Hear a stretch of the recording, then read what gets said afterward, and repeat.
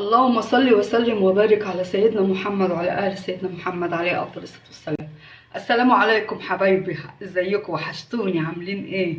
النهارده بقى يوم جميل النهارده، يعني للسقعة بقى والبرد بقى شوربة عدس تحفة. سيبكوا بقى من الناس اللي بتجيب العدس وتحمروا بالسمن ومش عارف ايه، دول عاوزين مشاهدات. انا مش بتاعت مشاهدات الحمد لله، حتى لو شفتوا مفيش عندي مشاهدات، بس انا حمد ربنا الحمد لله. وبرده في ناس حتى بتحط عليه فلفل اسمر. انا عمري بصراحه ما شفت عدس محطوط عليه فلفل اسمر، وايه جايبه 162 الف مشاهده. عمر العدس ما بتحط له فلفل اسمر. خليكم معايا حبايبي. انا جبت ربع كيلو عدس، وبصله صغيره اهي، وفصين توم، ونص كيلو جزر، ونص كيلو قطع، وبطاطسايه قد كده اهو. يعني ما تبقاش البطاطسايه كبيره او مش مستحب البطاطس تبقى اكسترا فيه، تمام. وهنغسل العدس، وهو انا جهزت الحاجه، انتوا عارفين بحب اجهز قبل ما اشتغل. وهنعملها مع بعض. هننزل البصلايه اهي،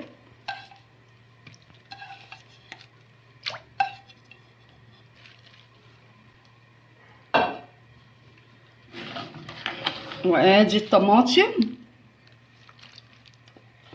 انا مقشراها على فكره، بصي القطه انا مقشراها عشان لو ضربتيها في الهاند بلندر او بالخلاط ما يعملش معاكي قشر. تحطي على طول من الخلاط على الحله على طول، تمام. يعني بطاطسايه صغننه قوي، يعني قد كده اهو، تمام.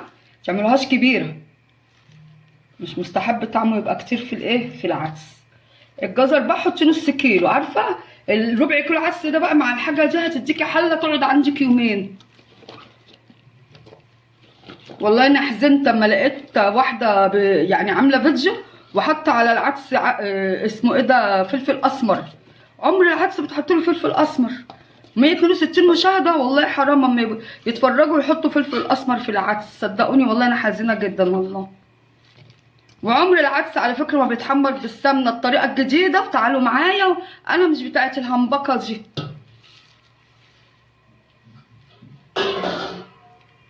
خلاص كده هنسيبه بقى اما يستوي.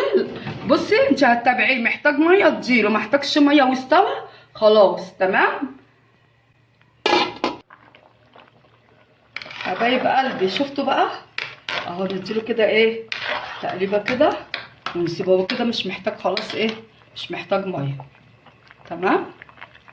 لغايه لما يستوي. بس ممكن بقى نعمل ايه، نوطي عليه ونسيبه براحته بقى يستوي بقى. الجزر براحته، البطاطس براحته، براحتها، تمام. استوى اهو، شايفين الجمال؟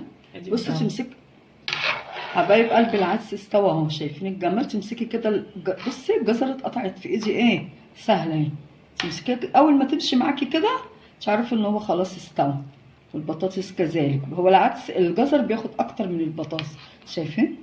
اهي خلاص كده هو استوى. هنطفي عليه بقى ونسيبه يبرد ونضربه في الخلاط، تمام. اما اضربه في الخلاط بقى نعمل التقليه بتاعته.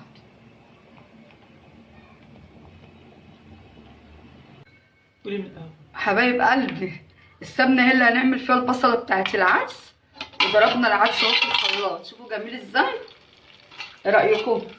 وشوفوا تقيل ازاي. كل ده من ربع كيلو عدس بس، شايفين التقل والسمك؟ شايفين؟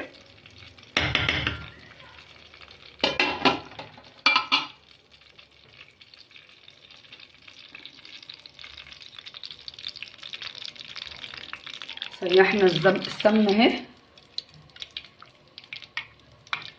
بصوا بقى العدس روحه في حاجتين، السمنه والكمون.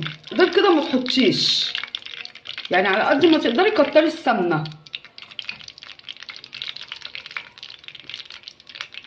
انا بعد ما بعمله بنتي بقى اما بتبقى سخنه قوي، يا تحطي حته زبده يا تحطي حته سمنه تاني اما بيتعمل.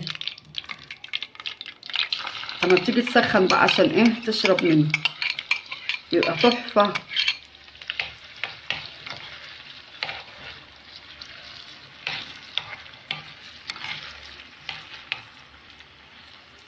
شايفين السمنه كتير ازاي؟ هو روحه في السمنه.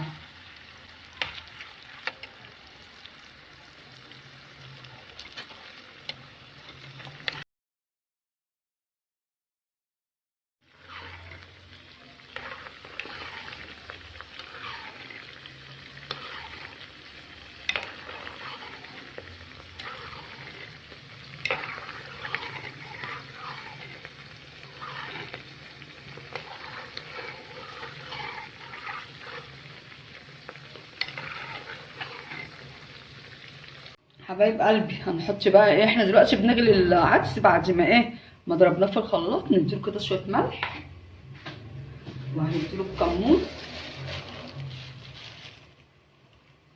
شايفين هو روحه في الكمون. لو عايزه بقى تحطي شعريه هنحمر شويه شعريه في حبه زيت وهنصفيهم من الزيت ونحطهم، وهيكتر عن كده على فكره، وتحطي له ميه تاني لان الشعريه بتشرب وهيكتر الحله. لو عايزه تحطي رز برضه اغسلي شويه رز اسلقيهم بره غلوه كده وصفيهم من الميه وحطيهم، ممكن برضه رز او شعريه. تمام. بس احنا هنعمله بقى النهارده ايه شوربه، مش هنحط له ايه شعريه. تمام. اما يغلي بقى ندفع عليه قبل التقليه ما تتحمر.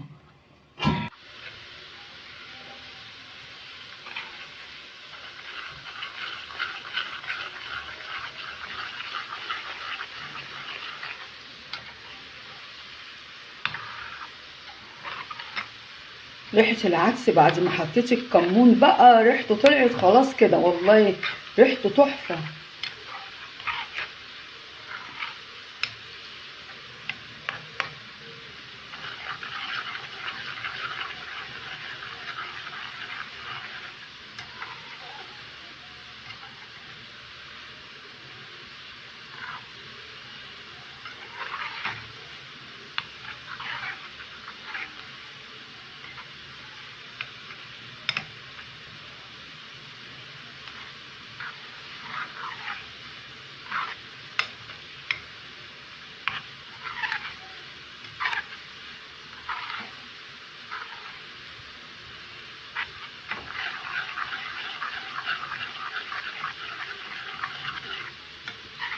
شايفين البصله ادتنا اهي اللون بتاع ايه بتاع العدس اهي. خلاص كده تقفلي عليها كده. شايفه البصله لونها ايه؟ لون العدس اهو الصفر، يعني ما تحرقيهاش او ما تحمريهاش قوي اهي. خلاص كده هنحطها على العدس.